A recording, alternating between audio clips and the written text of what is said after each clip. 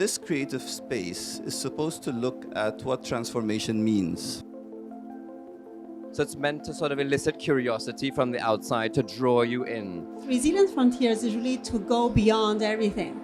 Never doubt that a small group of committed citizens can change the world. Our behavior and legislation should be used in a way that we can steer our technology in the right direction. There are 8 pathways under Resilience Frontiers. We as children, we need to be invited and brought to these organizations, these projects. Sometimes you have to think big and small at the same time. A grain of sand on your finger, staring at a beach, a raindrop in a jar. Creating a space that can give us a little bit of time to digest, to reflect, to plan, and to come with new things to do together. Education, it's all in one place. But we all come back with something that's a little changed in our hearts. This is the place where the future gets designed. That's where I feel the Resilience Frontiers is. My name is Yusuf Nasser. I'm Sophie Howe. Sheila Ochuboju. I'm Richard Foster Fletcher. Hi, I'm Khalif Mani. Solomon Yamoa. Craig Leeson. Dr. Tia Kansara. The design of this Resilience Frontier space is really conducive to maximizing interactivity. So there's no one person preaching to others, but everyone is contributing in a way where collective intelligence is totally capitalized on.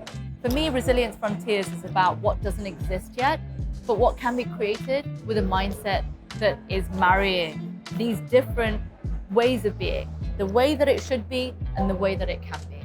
And I think a space like this and this really informal dialogue, using some of the technology and using some of the brilliant facilitators has really enabled people to have that dialogue about a desired future rather than a dystopian one. We've been dreaming together, co-creating together, reimagining together.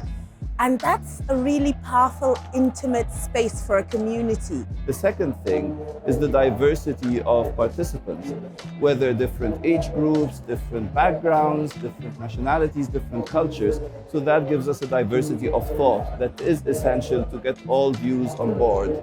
So I orientate towards Resilient Frontiers because they move away from that narrow lens and try to take a wider view of how these technologies converge, the impact that they'll have, by hearing from multiple voices, different perspectives, and that, I think, is crucial to using these technologies for good.